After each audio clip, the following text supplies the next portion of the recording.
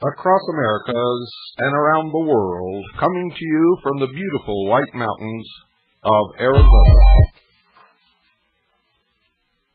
You're listening to the Hour of the Time. I'm William Cooper. Tonight, we're going to be talking about the discoveries that we made on our recent trip. And how about that? If you're wondering what's going on here, Carolyn wasn't getting any sound through her headphones, and that sort of threw me off for a minute until I found out what the problem was. I'm going to be talking tonight about what we found on our trip to the Luxor Hotel in Las Vegas, Nevada. And ladies and gentlemen, I think you're going to find this just absolutely incredible. In fact, you may not believe what you're going to hear, because quite frankly, when I was standing there looking at it, I can tell you I did not believe what I saw. Driving across the desert of Nevada, approaching from the Boulder City highway, looming off in the distance is an incredible sight. If you did not absolutely know where you were at, you would tend to believe that you were delirious and had somehow been transported to the desert of Egypt. Rising up above the city of Las Vegas is a black, reflecting, huge pyramid, easily as big as the Great Pyramid of Cheops in Egypt. On the top of this pyramid is a crystal capstone, or what appears or looks like crystal capstone, reflecting the sunlight in every direction.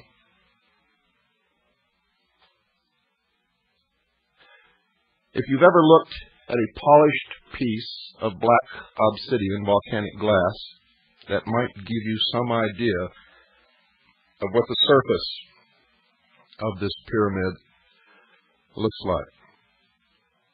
As you travel closer along the highway, you begin to see, looming up in front of the pyramid, an exact replica of the Sphinx. And in front of the Sphinx, towering approximately 150 feet in the air, the phallus of Osiris, an obelisk, for those of you who have not followed our series on the mysteries. And if you don't know what an obelisk is, I'm sure you're acquainted with the Washington Monument.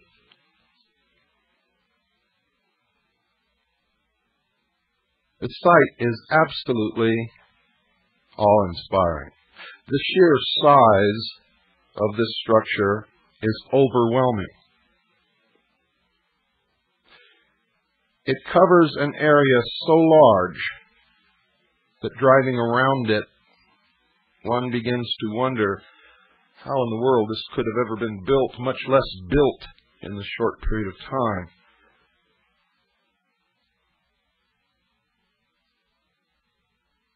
That it was, in fact, assembled. During the time that the Luxor Hotel was under construction, a huge fence surrounded the area. They had armed guards on patrol. No one was allowed to watch the construction or see what was going on, except that part which loomed above the fence. No visitors were allowed. to watch the construction, and no press was given access.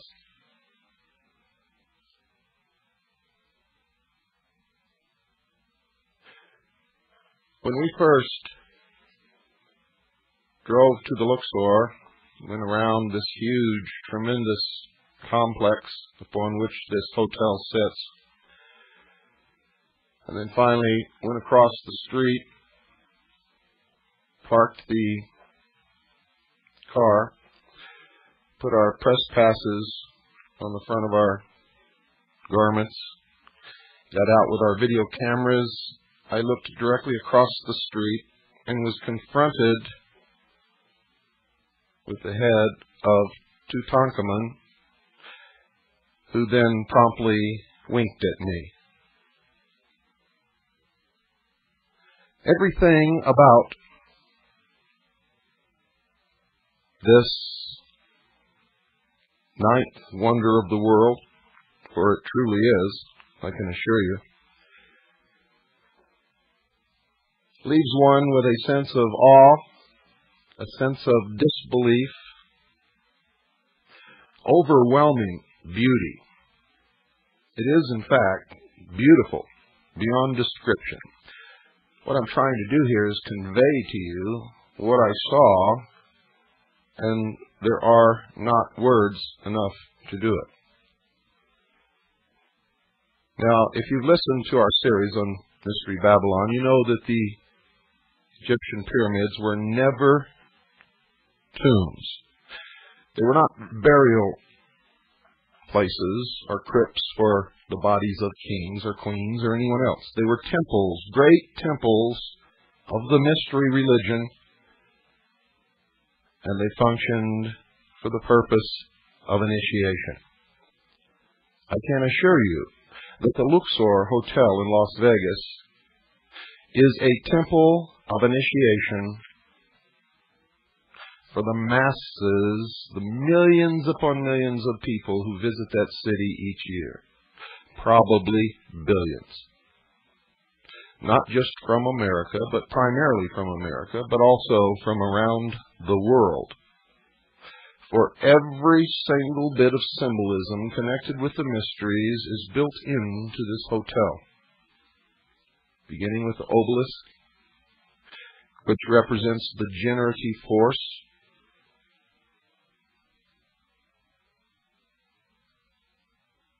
the Sphinx, which is to remind mankind that he is, after all, only an animal, you can think, and therefore is always engaged in this constant battle between the animal and the intellect.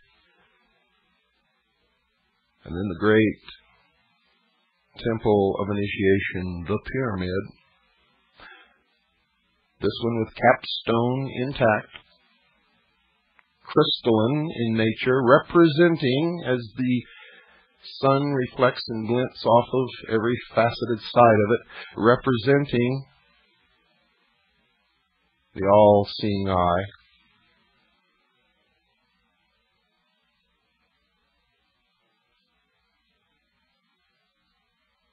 To give you some idea of the size of this structure,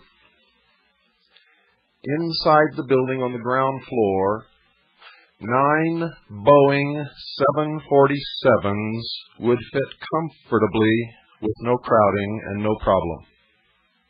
9 Boeing 747, and those are the huge passenger jets. 9. Inside the building there is an obelisk which begins at the lowest floor, which is below the ground floor actually. Begins on the lowest floor, comes up through the casino, onto the upper deck, and points directly at the center apex, the zenith of the pyramid, is another obelisk. It is an incredible sight, ladies and gentlemen. Everywhere you go, there are Egyptian hieroglyphics. scenes of all of the ancient gods. Remember, I told you all the old gods are returning. Boy, are they ever. The whole story of the Osirian cycle is unfolded. The Nile River is there, and in fact, the Nile River circumnavigates the entire lower level, and they have great Egyptian barges upon which people ride around the inside perimeter of this great pyramid. The rooms are all built into the outer walls. There are no rooms inside the walls. They are in the walls of the pyramid, and each floor is on a level that juts out above the floor below it, all the way up. The elevators are inclinators, and they travel up to the different floors. 4 elevators are inclinators, one at each corner of the pyramid.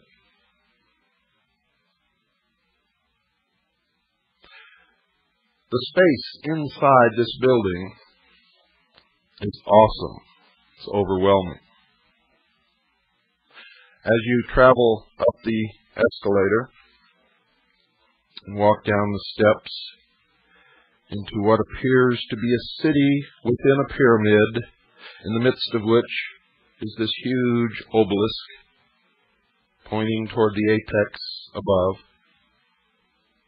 Lasers of different colors flash and cross the air in front and around and over you, everywhere you go. There are lights, and there are television sets every which way you turn, of every conceivable size, until you finally stand and you're looking up at the side of what appears to be a skyscraper inside this pyramid, on the side of which is a huge television screen.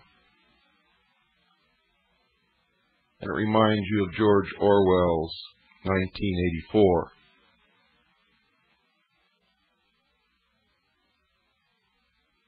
That immediately comes to mind. For everywhere you look, there are eyes and television sets, just as what was described in 1984, or in Huxley's Brave New World.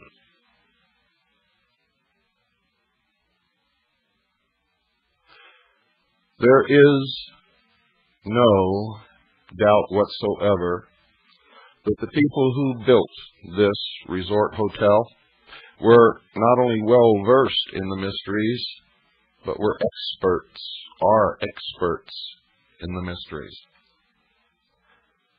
They understood everything. There is a 3-chapter episode consisting of 3 different rides or experiences, whatever you want to call it, called The Search for the Obelisk. And everywhere there are screens giving you little previews of these 3 different episodes or chapters. You need 3 different places to go to experience this over a period of time.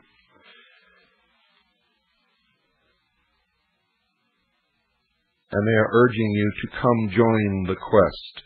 If you read my book and if you paid attention during the Mystery Series broadcasts of the Hour of the Time, you know that at the heart and soul of all of what's happening in the world is the order of the quest. Benjamin Franklin talked about the order of the quest. He, in all actuality, was a member of the order of the quest. He was also a Freemason. He was also the Grand Master of the Lodge of 9 Muses. Thomas Jefferson was a member of this order of the quest, as was George Washington, and just about every one of our forefathers. Come join the quest. It's all about the discovery, 12,000 feet below the desert, of an ancient ruin, of an ancient civilization, where they find levitating craft. Does that sound familiar? Any connection here with UFOs? Any connection with Hitler's belief that the Aryan race represented the survivors of a lost civilization, far advanced beyond what we are now? And that in this ruin, also this rings of the tails of the inner earth, in this ruin they supposedly found a crystal obelisk, which was stolen, by the way, by a Dr. Osiris, who now holds the key to the future of the earth and mankind.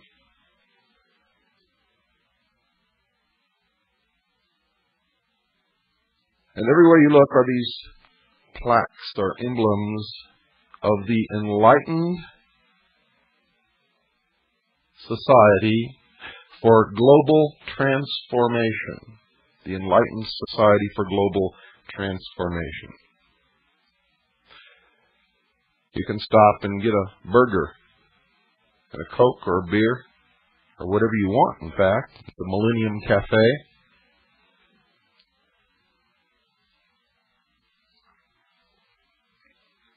I found it at first to be difficult to understand what was going on around me, and to, in fact, keep from bumping into people, because everyone was so preoccupied with looking up or looking behind them that we were all constantly bumping into each other. Men, women, children, didn't matter. Temples, emblems of the snake were everywhere. Now, on that first day, I very wisely retreated to get my wits about me. I took a little bit of information with me. Did not do any filming, except from across the street. We filmed the whole outside of the hotel, nothing inside at that point, because, to tell you the truth, we were a little overwhelmed and didn't quite know where to start. I wondered how in the world this had come about. I found out through asking questions that the hotel and the grounds, the complex, the Sphinx, the obelisk, everything had cost $400 million. Paid for in cash, not one penny was taken out in loan to build this hotel. Now, if you ever had dreams of going to Las Vegas to win your fortune, I would suggest you take those dreams, put them in an iron box, lock them up, and throw them in the deepest river that you can find. For that $400 million, ladies and gentlemen, represents only the Luxor Hotel, and it came out of the pockets of all of the visitors to Las Vegas who had visited these hotel casinos: the Circus Hotel Casino, the Excalibur Hotel Casino, the Slotta Fun Casino and Silver City Casino, the Circus Hotel Casino in Reno, Nevada, the Colorado Bell Hotel Casino in Laughlin, and the Edgewater Hotel Casino in Laughlin. For it is the group that owns this conglomerate of hotels that built the Luxor. And it became no surprise to me to find out that it was Circus, which had also built the Excalibur Hotel. If you listen to our series on the mysteries, you know that the Roman circus was built to take the attention of the people away from the emperor, to give them the games to quench their thirst for blood and excitement so that when they went home at night, they were exhausted and didn't feel like rebelling. And it served the emperor well for hundreds of years. So they built the Circus Hotel in Las Vegas. And then they built the Slots of Fun Casino, the Circus Hotel Casino in Reno, the Colorado Bell Hotel Casino in Laughlin, the Edgewater Hotel Casino in Laughlin, and then they went back to their theme and built the Excalibur Hotel in Las Vegas, which has to do all about the legend of King Arthur and the search for the Holy Grail. Another quest. The Holy Grail and the mysteries has nothing to do with the cup that Jesus drank out of at the Last Supper. The Holy Grail and the mysteries, in fact, represents the bloodline of the house of David. Those believed by the mysteries to have the divine right to rule. I've said this many, many times before. I will say it again. Whoever rules the world in the New World Order will lay claim to the ancestry of the house of David.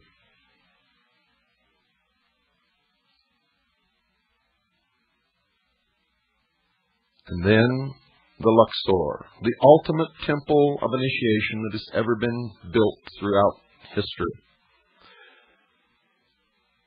The shows that you go to in this hotel are beyond description, and you'll have to wait until you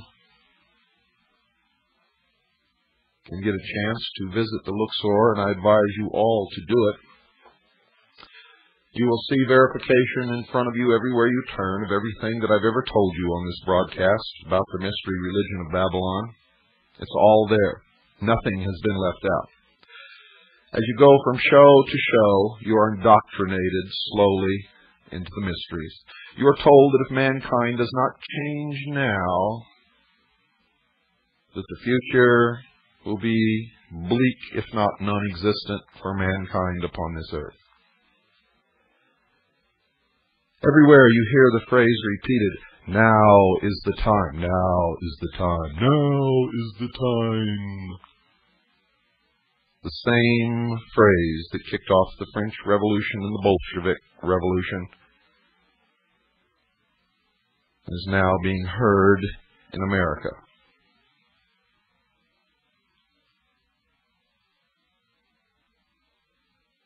In the great quest, this search for the crystal obelisk in these shows is really symbolically the search for God, for the obelisk represents the generative force, the force of creation.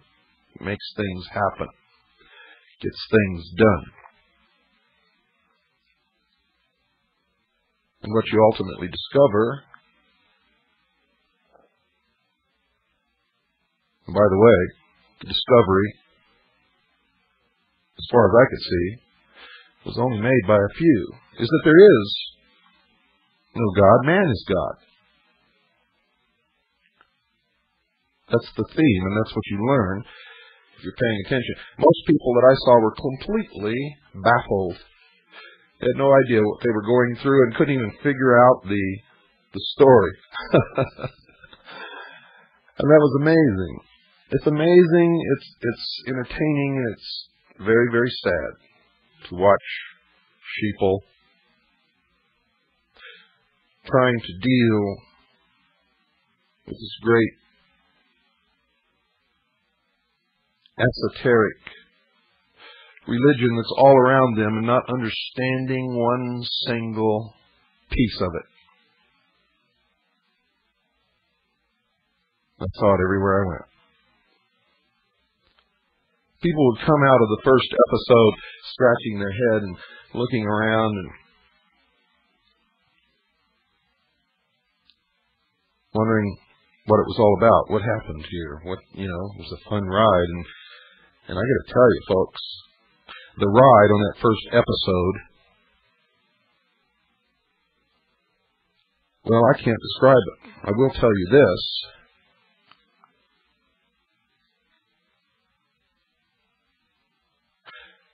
If you've never been on a ride like it in your life, I can guarantee you that. It is virtual reality. And by the way, they have a virtual land there where you can pilot an F-14 Tomcat if you want. And I mean, when it goes up, you go up. If you do a flip, if it does a flip, you do a flip. And you're in that cockpit. And you take off, and you land, or you crash, or you go straight up until you stall and fall back down to the earth. This is an incredible place. Now, when I did the episode explaining the meaning of the movie 2001, and that's why I used that music again in this program to remind you all of that. When I explained to you the meaning of 2001, in that movie there was an obelisk, a monolith, a stone, black, remember? Smooth, shiny, everything was reflected in it. And remember when the astronaut went out to investigate it, he couldn't find an opening, and finally he pulled up a piece of it, looked inside, and there was another universe. Well, I got news for you folks. That stone makes up, on the inside, a huge monolith.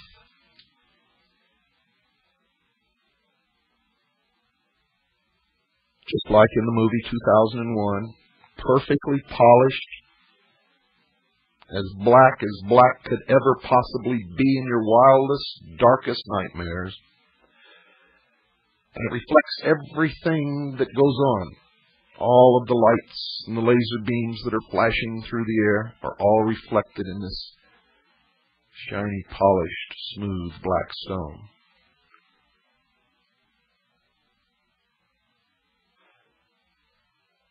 It resembles the stone in the meditation room of the United Nations.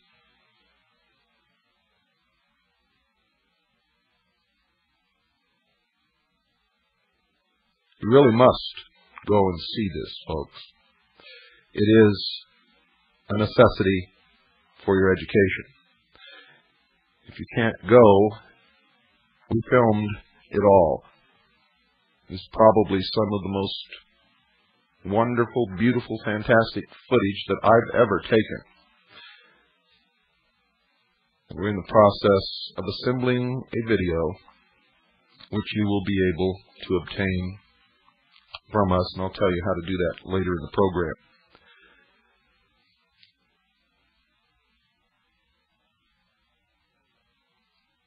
In the meantime, if you'd like to call and make your reservations, the number is 1-800-777-0407. That's 1-800-777-0407.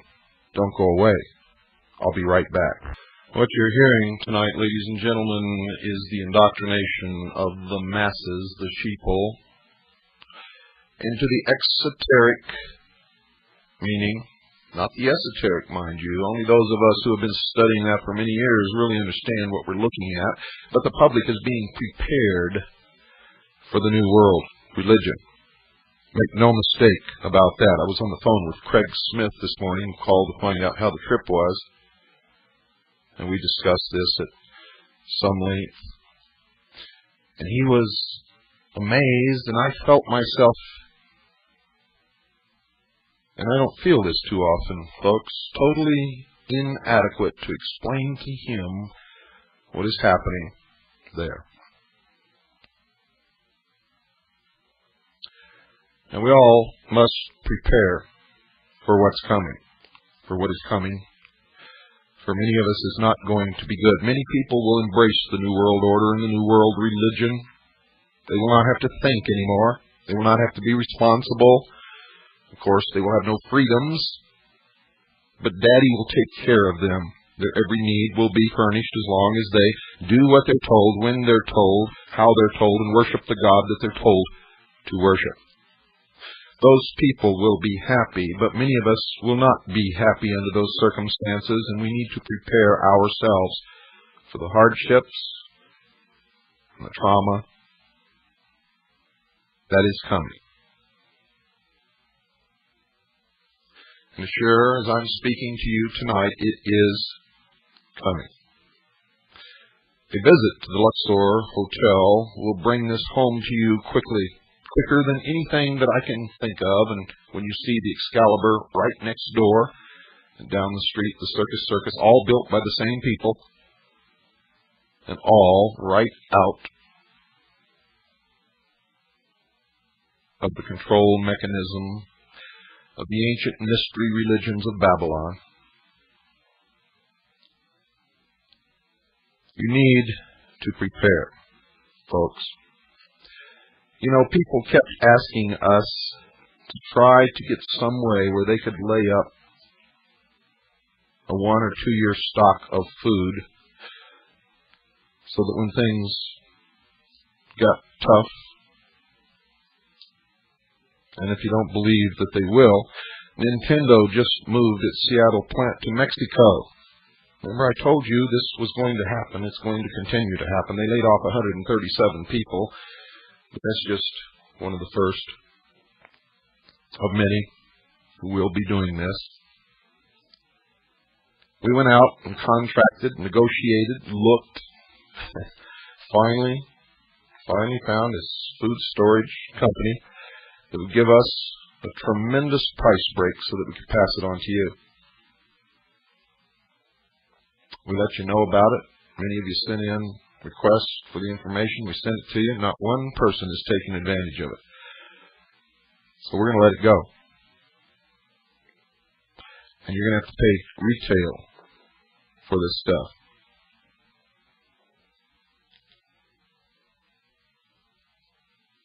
Now, there's something besides food that you have to do, and many of you have been taking advantage of that.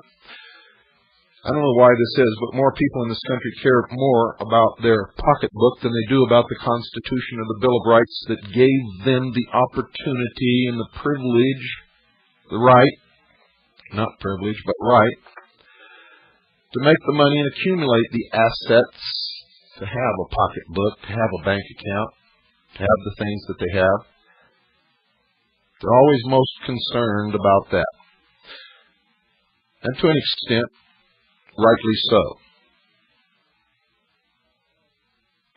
The priorities must come in this manner, ladies and gentlemen. I said it in my book. Number one, I am dedicated to God. Number one, first and foremost, above anything and everything else. Number two, to the Constitution and Bill of Rights. And number three, to my family and loved ones. And people look at me and tell me I'm crazy. Well, I tell you, that's the only thing that makes sense.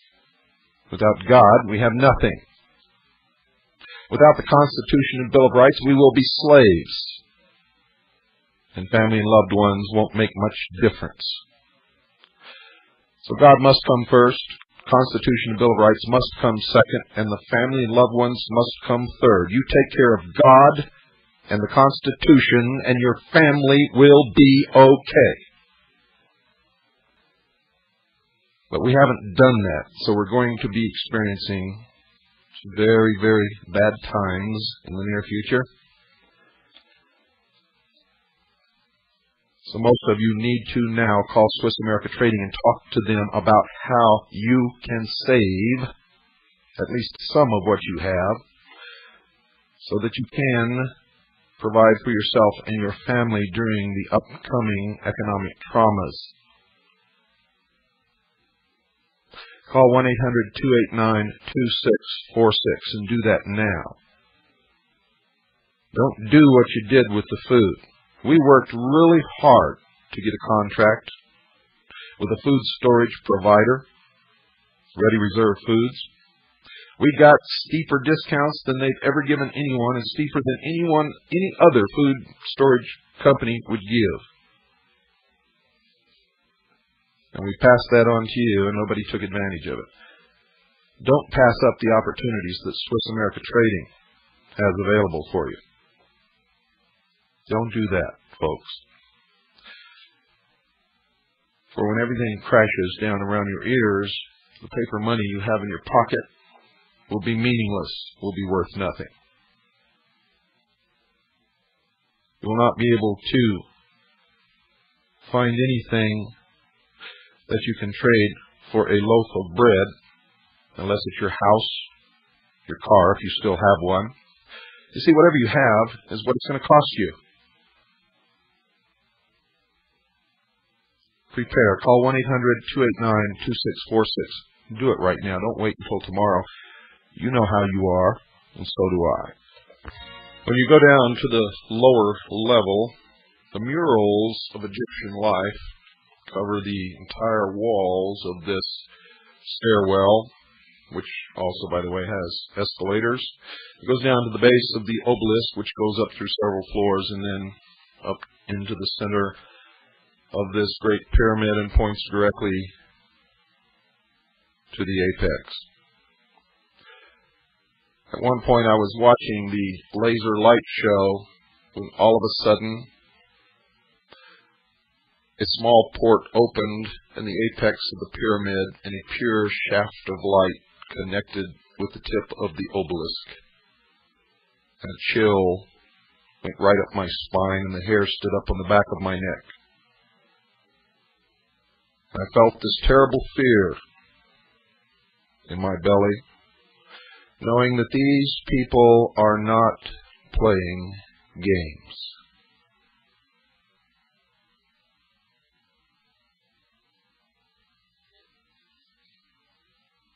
I was even more taken aback when all those standing around who had witnessed this laughed and giggled and pointed and thought this was just another wonderful part of the entertainment,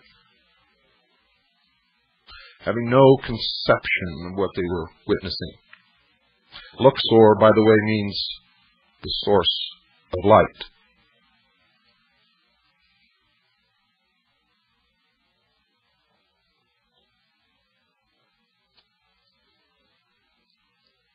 When I went down into the very lowest level, there is a shop there called The Source, with all kinds of Egyptian paraphernalia, books on the translation of the different hieroglyphics and papyrus that have been found throughout Egypt, on the monuments and the tombs, on the pyramids.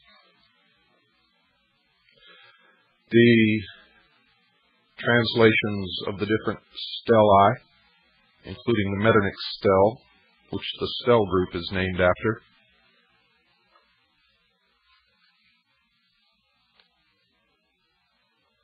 Next to that is a museum. There's a complete reproduction of Tutankhamun's tomb. Then I began to see these photographs of dancing girls and men in chariots, and these were photographs. These were not paintings or prints. These were photographs.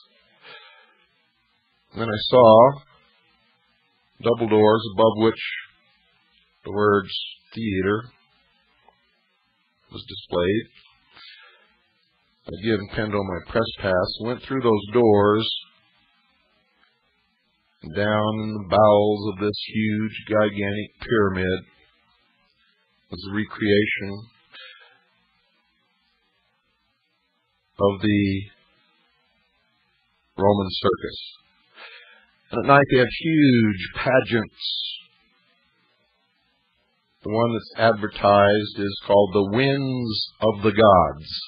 The Winds of the Gods. And at one point, the wall of this huge, tremendous circus, in which you could place a football field, opens up,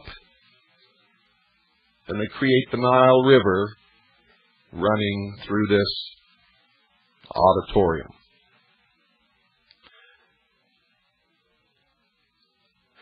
Everywhere there are people who will answer your questions, and if you take the boat ride on the tour of the Nile, you will see recreations of all the great monoliths of Egypt, and they will tell you the story of the Osirian cycle,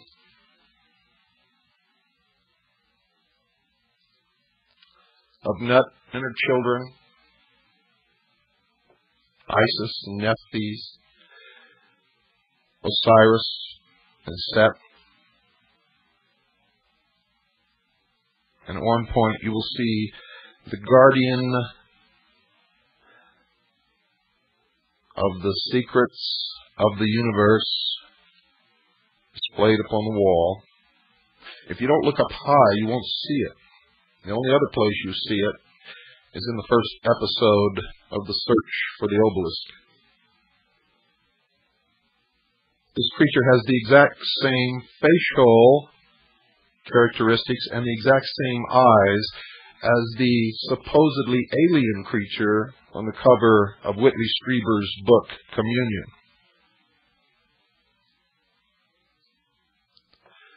I told you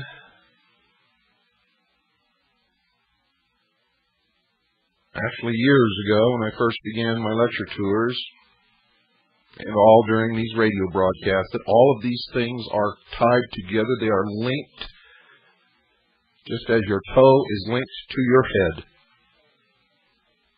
You may look at your toe and say, that's a toe, it has nothing to do with my head, until you try to cut it off, and then you will find very quickly that it has everything to do with your head. You cannot separate the UFO phenomenon or the stories about aliens visiting the earth from the New World Order or from the mystery religions or from Las Vegas any more than you can separate your toe from your head without understanding at that point that you made a big mistake. In the Luxor, you can see all of this come together. It comes together very well. You might want to go out and get the latest issue of Time magazine, the January 10th, 1994 issue of Time magazine. That's the January 10th, 1994 issue of Time magazine. On the cover, you will see what I'm talking about.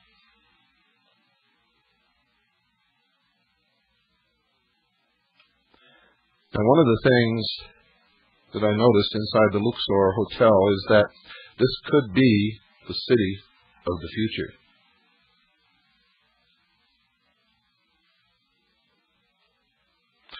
People could live, work, eat, sleep, be entertained, be born and die, all within that pyramid.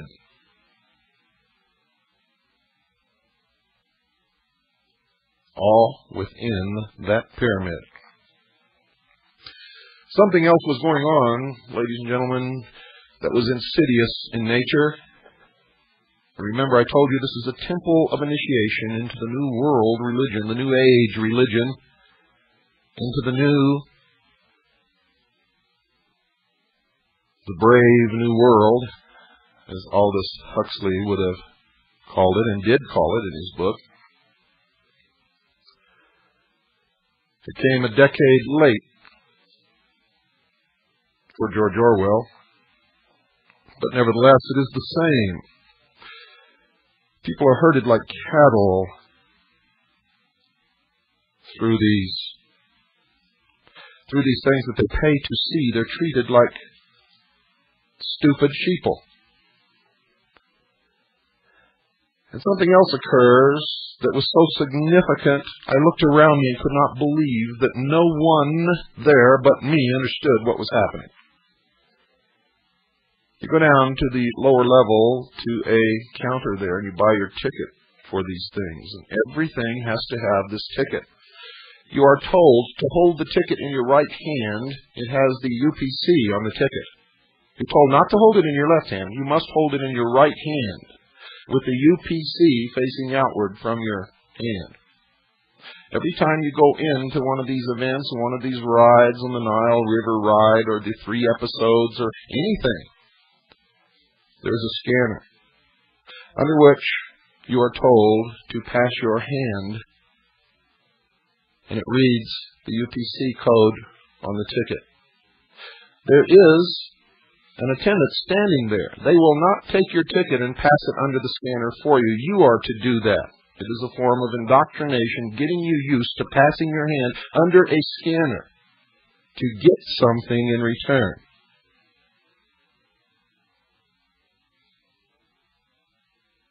It is a Pavlovian conditioning. You do it enough, you think nothing of it. And eventually that ticket will disappear, and whatever is being scanned will be in your hand. You see, even when you have trouble and you're not holding the ticket right, they tell you to pass it again, do it again, do it again, do it again, try it again. Only when it becomes obvious that people behind are getting very upset with you holding up the line will the attendant take the ticket and pass it under the scanner for you. For this is a form of conditioning. You cannot be conditioned if they do it for you. Everything in the Luxor Hotel is an indication of what is to come. Everything. I went into the casino on this day. Forgot to tell you I was filmed everything, wore my press pass, and went everywhere. Anywhere I wanted to go, I was treated courteously. People opened doors for me. People offered to set up props for me.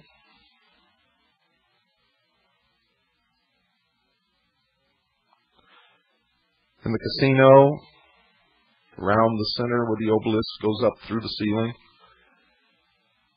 there are all the reproductions of the beautiful golden mummy cases and the masks, the death masks. I turned around and saw two obelisks on each side of a small stairway and a jackal. And then the door in front, which looked like a tomb, was actually an elevator that goes up one floor into the ISIS restaurant. So I went up there. It was too dark to videotape up there, but I took still pictures, and they will be in the videotape. We will videotape the still pictures. It is one of the most beautiful foyers that I've ever seen, with ancient Egyptian art, pieces of jewelry in glass cases. On each side of the entryway into the actual restaurant are these huge stone reproductions of Egyptian gods. There are brass, they look like gold, and they may be gold-leafed. Snake heads on the ends of all the furniture. Cobra. Inside, in a glass case with a beam of light shining directly down on it, is a statue of Isis in all her glory. It is ornate, dripping with wealth and affluence.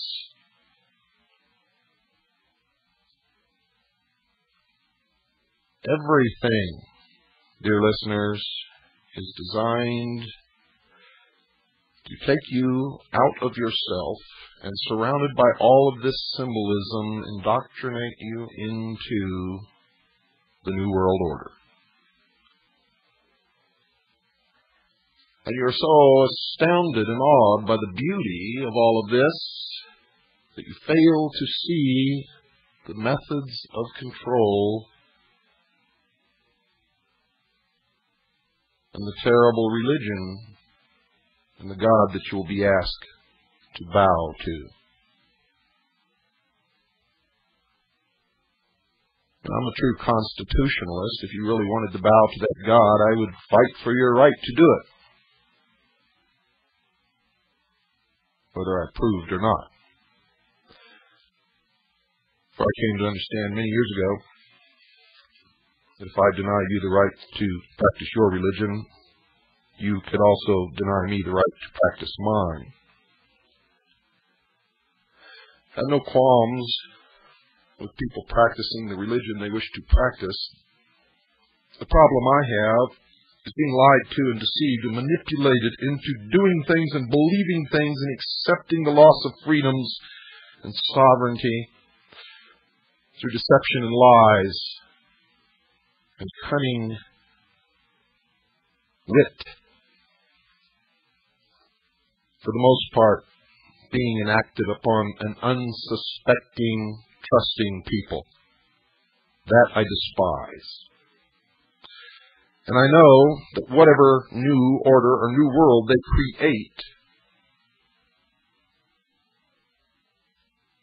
through these types of procedures will not be the utopia that they promise that it will be, will not be a wonderful world free from crime.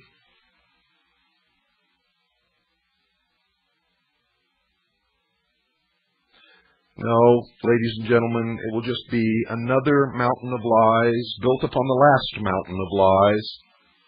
And someday, somewhere, someone is going to expose the original lie upon which all of this was built, and the whole structure will come tumbling down. I hope that the hour of the time is functioning in some way toward that end. Only you know the answer to that.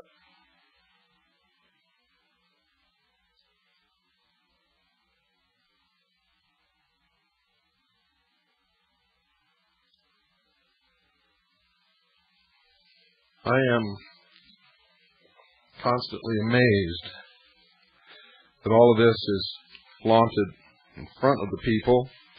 You see, it's all out in the open now for anyone who cares to look.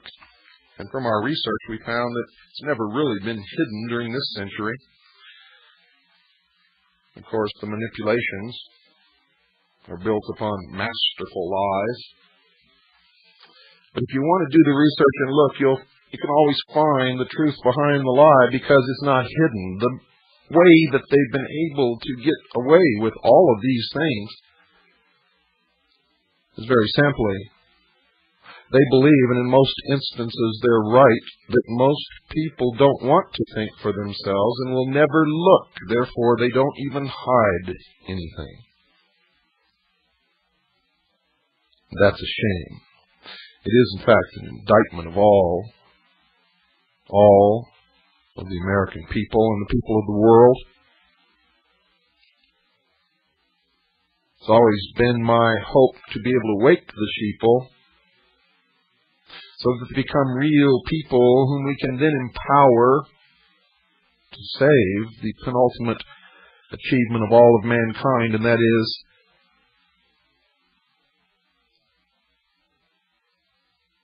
the document that for the first time in the history of the world truly set man free. Gave him the greatest opportunity and created the greatest civilization, the greatest nation that's ever existed upon the face of this earth. And now everyone is willing to flush it down the toilet, literally, and step back into slavery. Why? At night, the Luxor lives up to its name and is truly the source of light. As darkness falls, and they turn on the mechanism at the apex of the pyramid, the brightest light I have ever seen in my life, or that anyone on this earth has ever seen besides the sun, shines up through the center of the crystalline capstone, and a pure white beam of light, a shaft of light, reaches up into space, and it is one of only two natural man-made structures that can be seen from space. One is the Great Wall of China, and the other is the Luxor light. On a clear night with a dust-free atmosphere, the light can be seen as far away as Los Angeles and Phoenix, Arizona. It is truly awe-inspiring. Photographs of it are awe-inspiring. Never mind being there in person, just looking at a photograph of it will take your breath away as you realize that the light is so strong that on a clear night in clear air with no dust and no smog and no smoke, you can still see the beam of light as if it's a column, a translucent column reaching far out into space.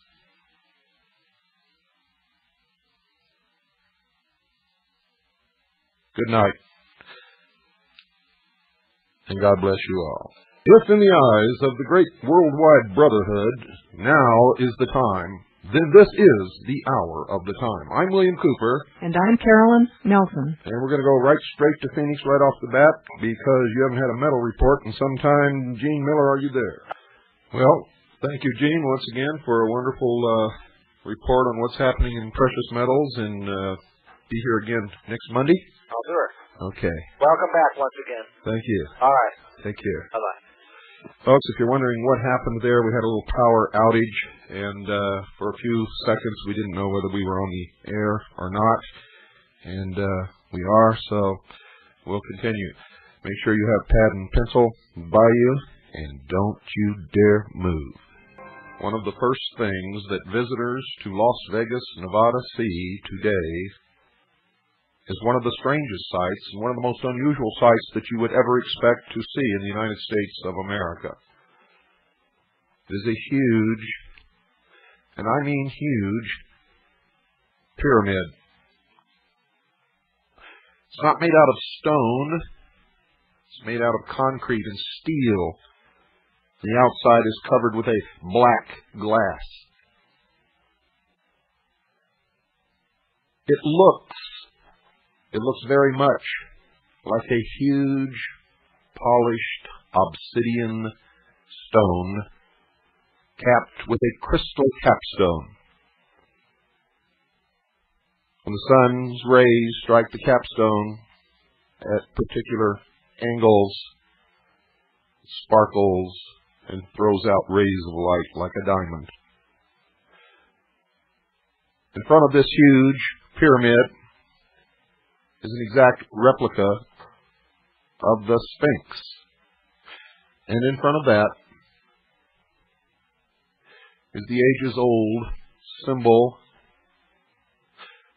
of what began in the legends of the death of Nimrod and proceeded into Egypt in the Osirian cycle, and represents the golden penis that Isis substituted upon the throne of her lover, husband, brother, after he had been murdered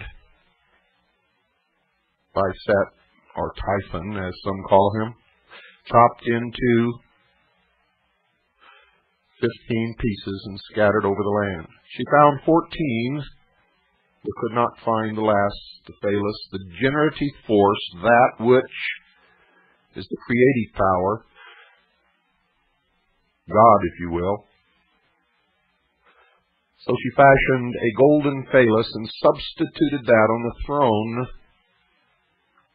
or on the altar of Egypt, in the place of the slain Osiris. It stands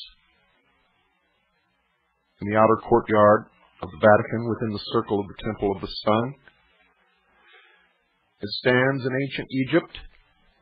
It stands in London and on the grounds of Sion House in Great Britain. It stands in Central Park, in Dealey Plaza in Dallas, Texas, and in Washington, D.C., and is known there as the Washington Monument. I'm speaking of the obelisk. During the vacation days, my wife and I and Pooh went to Las Vegas to film the Luxor Hotel. Luxor means the source of light. And I tell you now that in a literal sense, it is the source of many different lights, depending upon what kind of light you are searching for. If you understand the symbology, you could become illumined while there. If you don't understand the symbology, you could continue worshiping at a stone altar, which can neither hear nor speak, nor grant the subject of your prayers. At night, through the crystal capstone, the brightest light on earth shines directly up into space, and it is so bright that even on a clear night, with no dust or particles or smog in the air, it appears to be a solid, translucent column of light.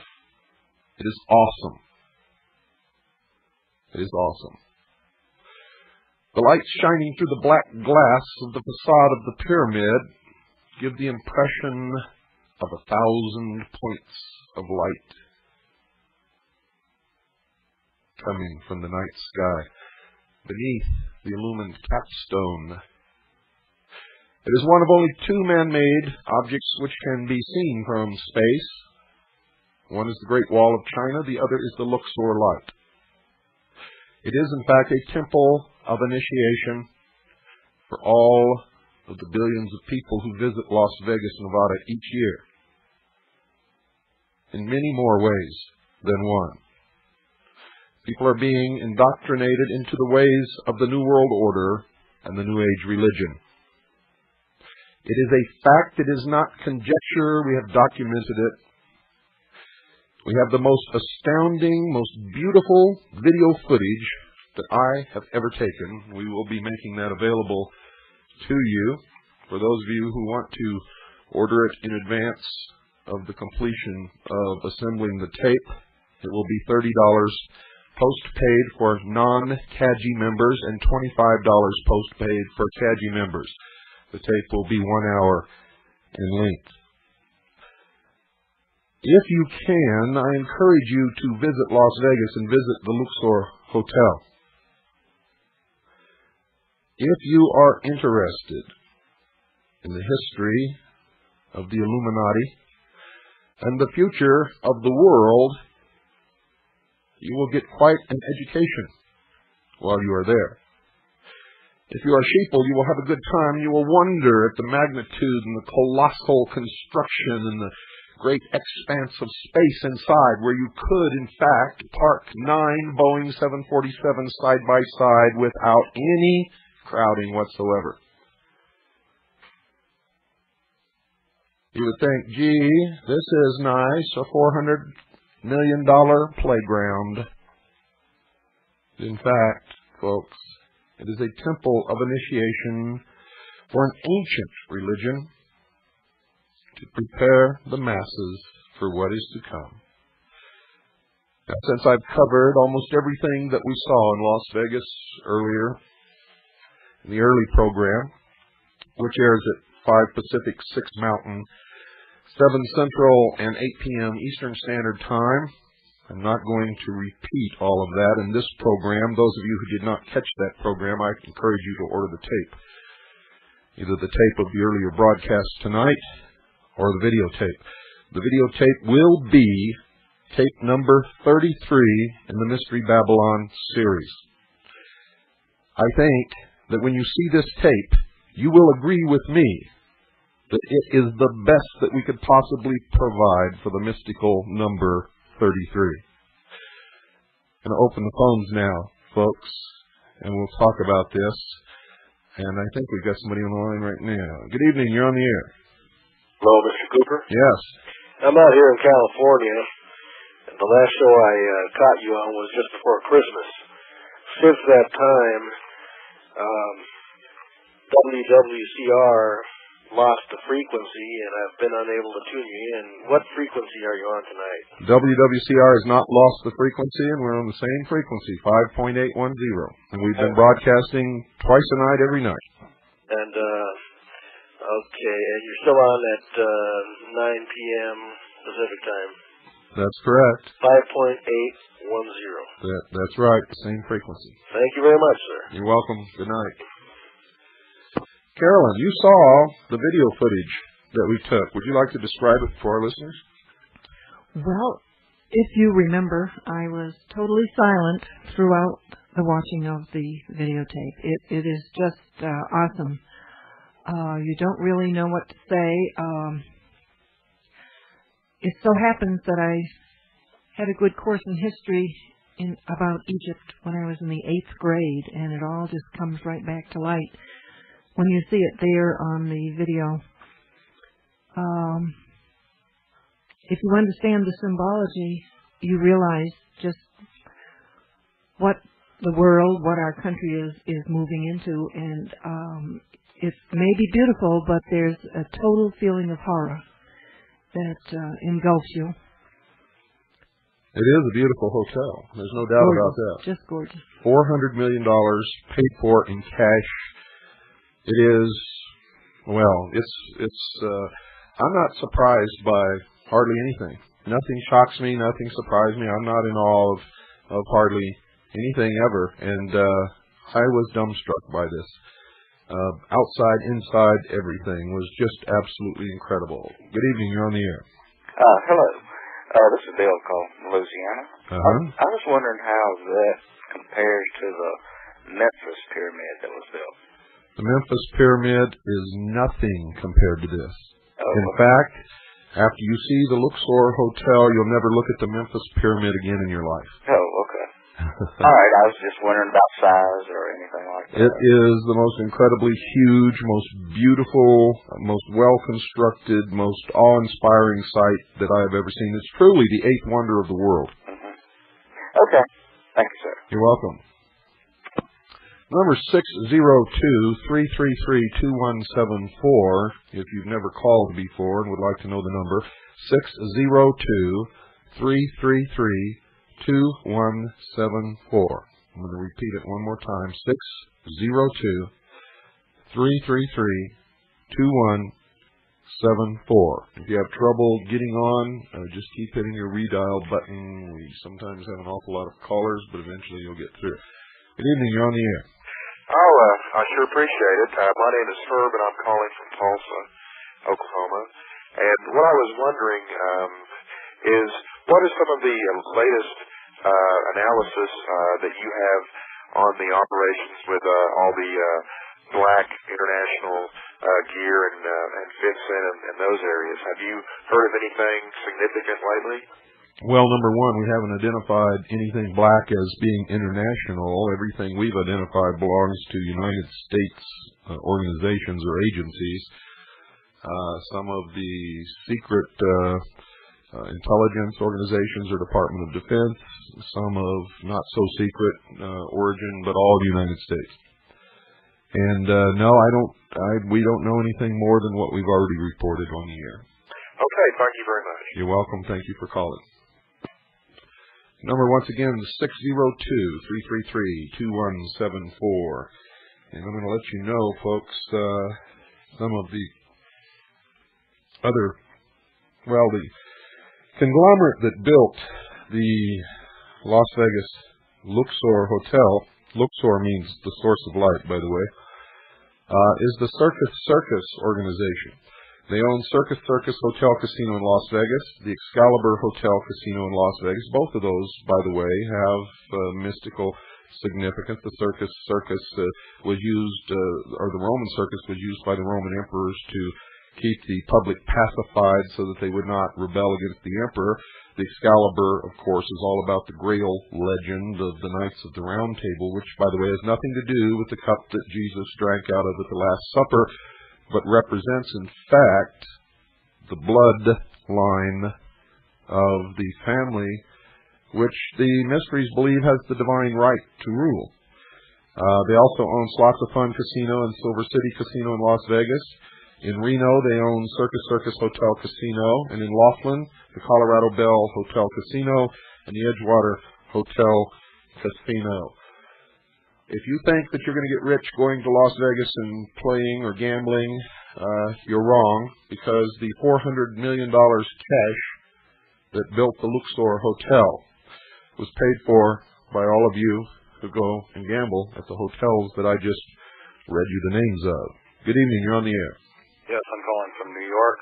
I had heard today on the news something that I had heard on one of your programs earlier about the 2010 Space Odyssey deal with the satellite going around Jupiter. And on the news today, I heard that by this July, they expect astronomers to be able to witness the first time a comet would ever hit the planet Jupiter. Very convenient, don't you think? Yes. As far as I knew, though, that was supposed to happen around the year 2000 with the satellite, with the plutonium, is it? Well, that's what we were going by the schedule that NASA gave us. They can change that schedule anytime they want. That craft out there already? Or? Well, supposedly it's not supposed to be there until 1995. But we have no idea how fast it's really going. We have to rely upon what they tell us. Not only that, but they could just be preparing the public for this, and maybe nothing is going to happen when this supposed comet hits Jupiter. But it would lay the groundwork for a good explanation at a later time. I could share with you, Bill, that when I was in Texas, there was an article in one of the local papers about this comet that was supposed to land near or on Jupiter next summer. No, not land, collide. Collide, right. And the article itself said that it might not. It might land on the backside and we'd only see flares. It managed to get across a dozen ideas in one little article, and I think Bill was right that it was preparing us for something that could happen soon or by the year 2000. Are you there? I'm a amateur astronomer with the AAVSO, and Jupiter is just short of being a star. That's correct. If this was to happen, of course, like they said on the news today, it could create an atomic explosion. It's composed mostly of hydrogen. Fit the bill quite well. Yes, very much so. You're an amateur, started to say animal astronomer, I'm sorry. Amateur astronomer. Have you ever really taken some time to observe the moon for long periods of time? Yes, I have, as a matter of fact. Have you ever witnessed any of the reported transient phenomena, as they call it? Transient phenomena? Yeah. Explain what you're... shadows that appear and disappear, or strange lights in craters. These things have been reported for many years by amateur astronomers. Professional astronomers ignore it. Oh, yes, I had heard about that. No, I've never really seen anything like that. I have seen some strange phenomena, mainly looking towards the constellation Lyra, which would be in the summertime directly above your zenith. To me, I don't know, as far as looking at the moon, it looks pretty desolate, and I've never seen any sign of any lights. I've heard about that, though. Wait a minute. How can you say you've seen some strange transient phenomena looking toward the constellation, was it Libra, you said? No, Lyra. Lyra, and not tell us what it was? I mean, you just left me hanging there like I got my fingernails dug in on the edge of a cliff. Well, I don't want to foster any belief in UFO, but to me... well, just because you saw something doesn't automatically mean it's UFO. No, but it was unidentified as far as I was concerned. Whatever it was, it looked mostly like it was composed of light. Perhaps, I don't want to say disc-shaped, but it was oval. And at times it would stop and appear to be a star and then whisk away at 90-degree angles. And to me, I just attributed that to whatever aurora phenomena they're trying to pull off or whatever. Well, it could be. It could be some high atmospheric phenomena. Who knows? Nobody really knows. But it's interesting. It intrigues me to no end. Thank you for calling. Very good. 602-333-2174.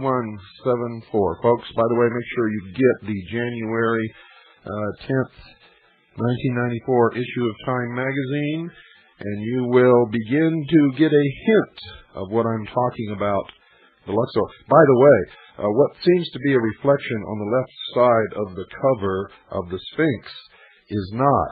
In fact, it is the head of a cobra in human form, and you can tell that by just looking down beneath the chin. And what appears to be the beard of an Egyptian is really, as you will see if you go through the tour of the hotel, continues on down and becomes the body of a snake, which is the symbol of these people. and is the ancient symbol of wisdom and Lucifer and all of these different strange cultic things that we've been studying for many, many years and 32 hours on the hour of the time. Good evening, you're on the air. Yes, made it through. I heard you talking about the Luxor. That is a nice hotel. Have you been there? I worked on it. Oh, you worked on it? I was one of the ones who was working on the construction of it. Oh, fantastic. Oh, yeah. Why don't you tell us a little bit about it? It is beautiful. I mean, it's just beyond description. I don't know the words in order to put it to it. Do you remember the size of the base of the pyramid? It's larger than the pyramid in Egypt. The large one there. Yeah, well, I was aware of that. You could just look at it and tell that. It covers so many acres that the size of this thing is absolutely incredible. Yeah. And on the outside, until you get up close to it, it kind of fools you. And then you get up close to it and you begin to realize how big it really is. And then you walk inside. Were you able to see it when the sun was shining on it? Yes. Oh, man. If you're up on the expressway, you're passing by, you have to put your hand up because it's so bright with the sun shining off it. Yeah, it is truly, in a literal sense, the source of light. Yeah. Okay, now, what I called about was I've been listening to you over about the last 6 months, and you were talking about the mystery schools and about through the Masons. Mm-hmm. Well, about in 1980, I became really curious about what was making politics go. And so I started looking around, and I found a group that was... You know what? We got to stop right here because we've got to take a break right now. There's nothing we can do about it. So just hold on, and we'll get right back to you. Okay.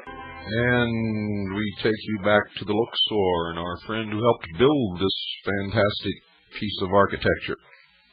You were about to tell us a story. Okay. About, I was in 1980 or so, within 1980 or the last part of it, I became interested in politics, and so I started to look around. I found a group that was talking about the same stuff that you're talking about with the Trilateral Commission and the CFR and all the, and they laid it all out, but they didn't give me who was doing what to who exactly. So I started to look around a little bit, and I found the cult group. And I found it quite interesting, and I joined. And I didn't go in through the Mason level. I went in through the cult level into the Illuminati part of it, at least into about the first 5 or 6 levels of it. It was very interesting, and you're very correct in that I don't know about the Mason part of it, but for this other direction, it matches up almost identical with what you're talking about. And well, let me correct you on one thing. It's not the Freemasons. It is the higher degrees of Freemasonry, and most, if not all, of the other secret societies. All of the ones, in fact, that have their membership organization in the shape of a pyramid, with a whole bunch of slathering idiots at the bottom thirsting after the secrets, and just a few at the top who really know what they are. Well, it actually is a religion, and they operate in groups of 3. 2 people won't know who the third person is, and that's the way it is into each group that it goes into, a group of 3. Yeah, it's the cell system. See, Joseph McCarthy was on the right track. He was just calling them by the wrong name. He called them communists, and the communists worked in the same cell system, but the communists are just another outpouring of this same mystery religion that's had the world in turmoil for thousands of years. Well, the outcome, well, I know how to basically avoid them and what's coming, I hope. Well, you were a fellow traveler. Well, I stepped into the middle. There's 2 sides to the table of when the line starts, and I wanted to make sure I wasn't going to end up in one of the lines that goes into the chambers, because they got bad things planned for us out here, as you were calling us the eaters. They got bad plans for us. It's not They call us the useless eaters. Yeah, but their idea of what is actually going to come down is about maybe 5 or 10% of the world will actually control it that much. Yes. will actually have the controls. About another 20% will be allowed to work. You get a work card that will allow you to work, and then the rest of us will be given enough stipend in order to live and survive. Maybe. They don't really worry about that too much. They don't worry about it at all, to tell you the truth. That's pretty well true. But you were quoted something from Aleister Crowley of do what thou wilt under the whole of the law. Do as thou wilt shall be the whole of the law. Right. But the last part of that is under the guidance of love. That's the Thelma. Well, it's a little more complicated than that. Do as thou wilt shall be the whole of the law, under will, under law. Yeah, but it's under the love of under love. But anyway, well, that's bullshit. That's a whole con. These people have no love. They are true sociopaths who have no conscience whatsoever. But their idea of love is something else. They have no conception of what love is. They operate from a pure point of what they call the intellect. If you allow emotions, this is their philosophy. If you allow emotion of any kind to interfere with your reasoning and with your reaching your goal, no matter what means you have to use to reach that goal, then you are not qualified to be a leader. True, but you're not. You channel. They teach you to channel the emotion, but it's not really a good thing. It's not something.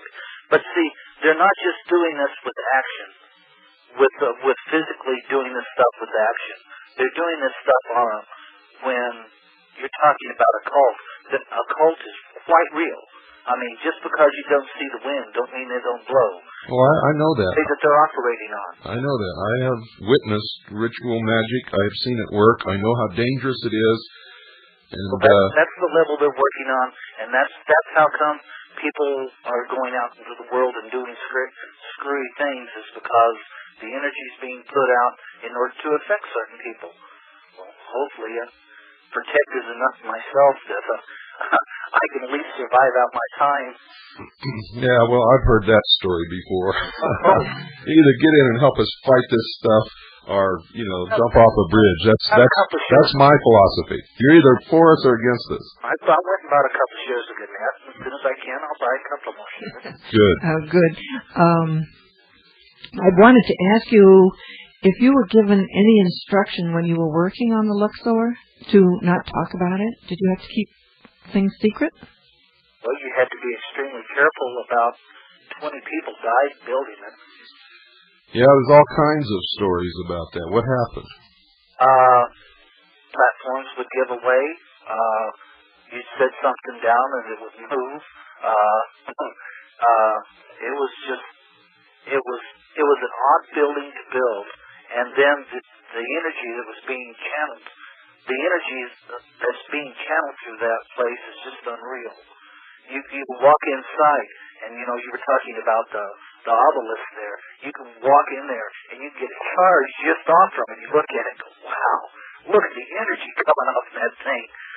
Well, that's the feeling that you get. I can certainly vouch for that. I spoke to 3 different employees who were in various parts of the hotel. None of them knew who I was. All 3 said it was haunted.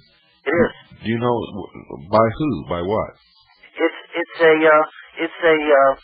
It's not just it's an energy channel. It's haunted by, I don't know whether it's haunted by the people that died on the project, but it's haunted. They say it's haunted, but what it is it's a doorway in between two parallel universes. That's what I was trying to describe to the earlier audience when I said I saw this beam of light shoot up from the obelisk to the apex of the pyramid, and the chill went up my spine and the hair stood up on the back of my neck, and I knew that this was much, much more than anybody around me even understood, that this had to do with occult things that the average person could never understand. Oh yeah. And there are chambers in there that nobody gets access to. Well, I want to thank you for calling. We kept you on a lot longer than we normally keep a guest on, but you had some very interesting things to say, and I'm very happy you called. I'll try to get back in a month or two. Thank you. 602-333-2174. Boy, that was an interesting caller. Very. Good evening. You're on the air. Yes. I'm glad I got to call you. I mean, I've been listening to you for like months and months, and I'm a teacher, and I tell my kids about you all the time. Well, thank you. And what I would like to ask you, are you saying that there's some kind of occult magic that these people have control of? Yes, absolutely. At least they believe they do, and they sure made me believe it. The only time in my life I've ever had a chance to witness some of the things that they do. Have you ever read the book by Prescott Nicholas? No. He's the one that said that they went into time back in the 40s. Oh, you talking about Preston Nichols? Yeah, Preston. Yeah, I've read all of their books. If you look on the cover of his book, The Montauk Project, you'll discover the secret of Preston Nichols. See that Trojan horse staring at you on the cover? He's laughing at you. Everything in that book is a lie. Okay. I hate to tell you that, but it's true. He is one of them. Yeah. You keep people running around in circles chasing their own tail. Okay, well, I'm really glad. Well, one more thing. You said something about... Can you turn your radio off? Okay, wait just a minute. I knew there was something wrong. I kept playing here with the level, trying to get that out, and it's your radio. Okay, did you say something about possibly it may be a parallel universe that this thing might be hooked into?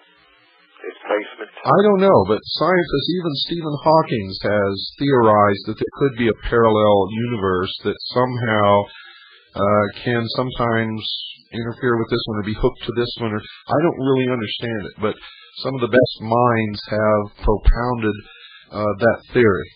You know, it's really interesting how I tuned in and I caught you one night when you were talking about Atlantis, the lost continent. I've always been fascinated with the occult since I'm 43 now, since I was like 17, 18 years old.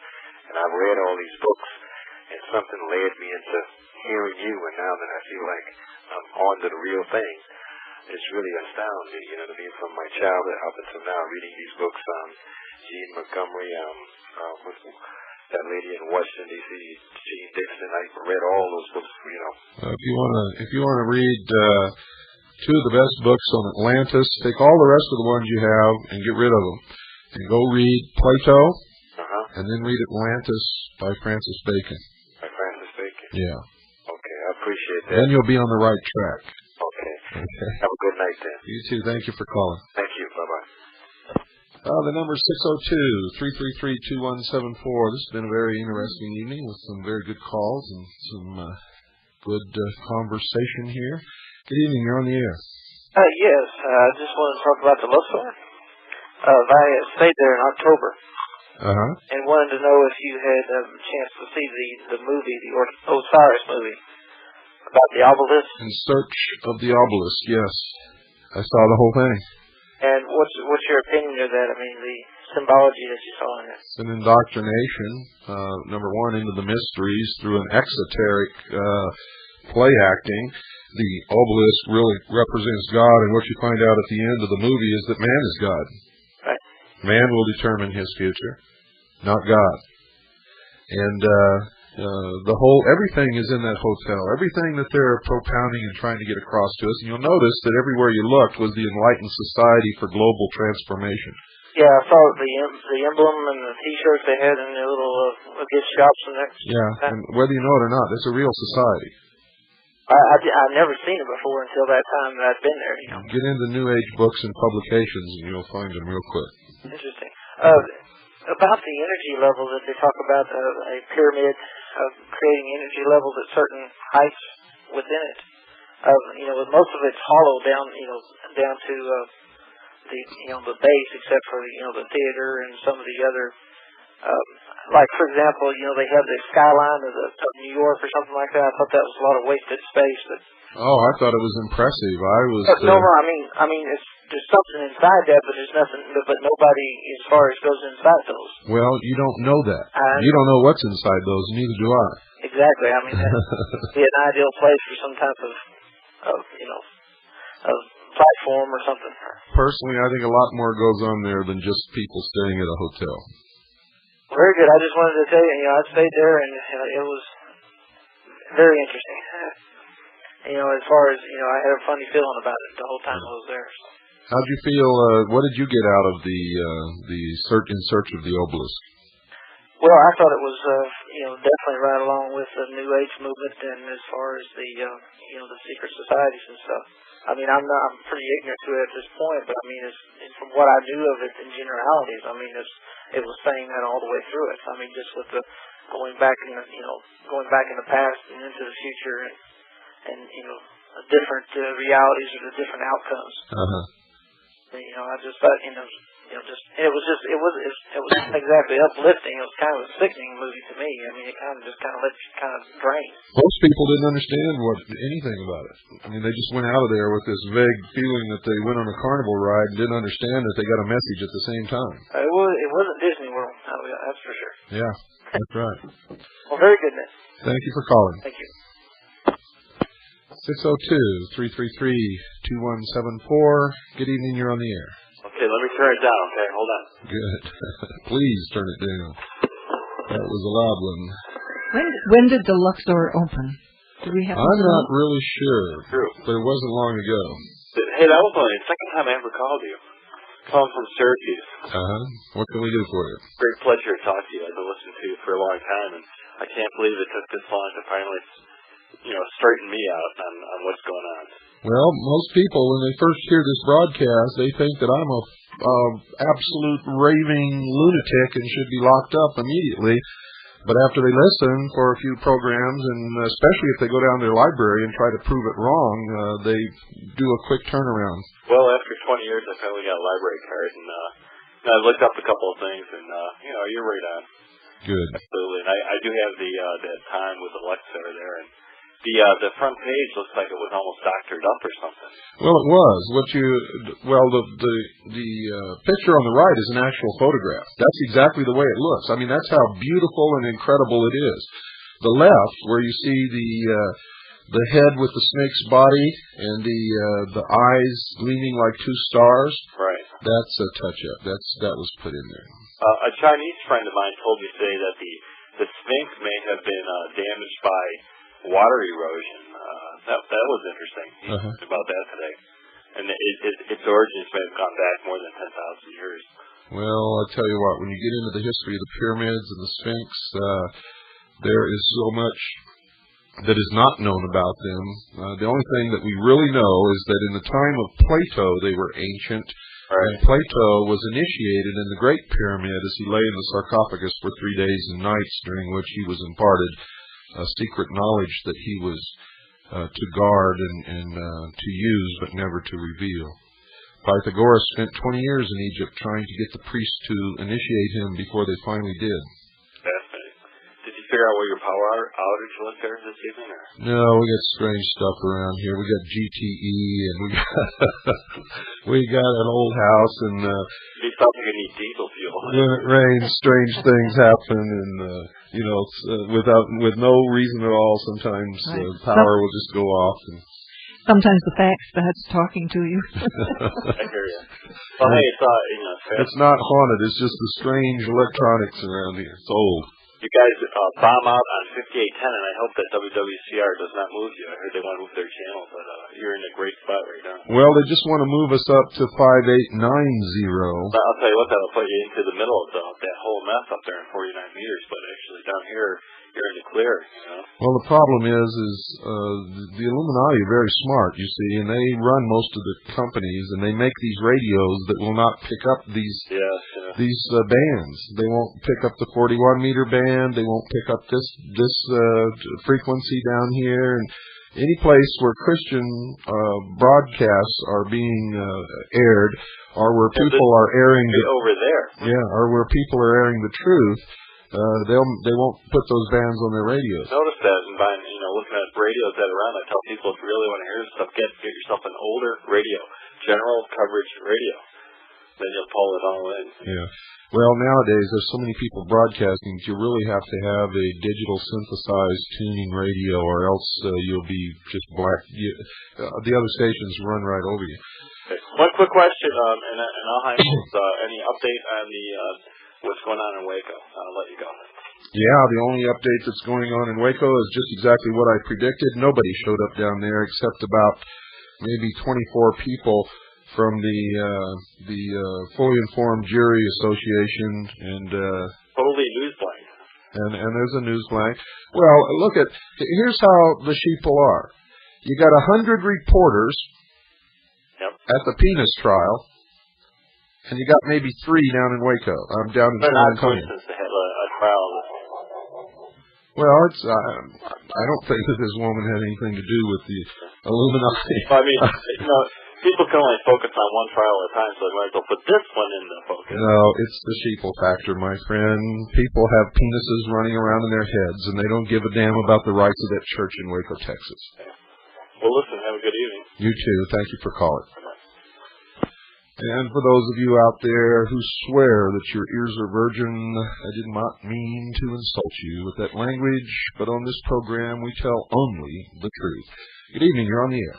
Hi, Bill. I wonder if you saw an article that was in today's paper picked up by the Cox News Service about Waco? No, I don't believe I did.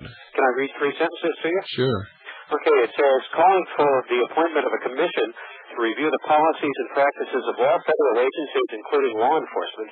A diverse group of political organizations from the ACLU to the NRA charged yesterday that the rapid growth of federal law enforcement agencies in the past 2 decades has produced widespread abuses of civil liberties and human rights. The request made in a letter to President Clinton was prompted in part by the tragedy that occurred last year when agents of the Federal Bureau of Alcohol, Tobacco, and Firearms raided the Branch Davidian cult's armed compound near Waco. The groups alleged that the events in Waco are part of a pattern of abuses of authority by federal agents, including the improper use of force and the frequent use of unreliable informants. Well, that's a surprise coming from the ACLU, who have been a pain in the ass, to tell you the truth. But that's good. It's interesting to see something in this kind of a venue that I've never seen before. I'm 46 years old. I've been following this stuff, including your research, for a number of years. And I've never seen anything quite like a group of people, disparate groups, coming together to file lawsuits, seek commissions, do anything in favor of the people concerning the actual pattern of abuse over a period of decades by the federal government. I mean, it looks good on paper here in the paper today. Yeah, it does. Unfortunately, it gives you the impression that a lot of people understand what's going on and are beginning to wake up, and that's just not true. People are waking up, but nowhere near the numbers we need. But I'll tell you, if we just get some more time and this continues, it will eventually escalate, because each person who wakes up 10 more. And so the more that wake up, exponentially, it grows to the point where eventually, if they give us enough time to effect this awakening, we will preserve our freedoms and our sovereign creator-endowed rights. If not, there's going to be a hell of a civil war in the United States of America. I can guarantee you that, and not because I say so or because I want it, because I don't. The purpose of my doing this broadcast to wake people up is to prevent bloodshed. But I speak to patriots all the time. People take me into their confidence. I've been taken to sites and shown things that tell me that there's going to be blood hip deep in the streets of America if we don't effect this awakening. Well, I've heard on another one of the programs on shortwave concerning the gathering of the guns, putting it together with the book out and many other people's belief concerning the bankruptcy of America in 1995 by virtue of the fact that we will not be able to pay the interest on the national debt by that time. And so by then, the fact that we'll be bankrupt ought to dovetail really nicely with getting the guns out of most of the hands of good citizens that they're trying to do right now. Sure. They'll sell their guns to feed their kids. Listen, we got to go, and thank you for calling. Take care. Well, folks, that wraps it up for another night of the Hour of the Time. Remember, if you want to order the Luxor video, if you want to get a head start and get some of the first copies, $30 for non-CAGI members, postpaid, $25 for CAGI members, postpaid. Good night, everybody, and God bless you all.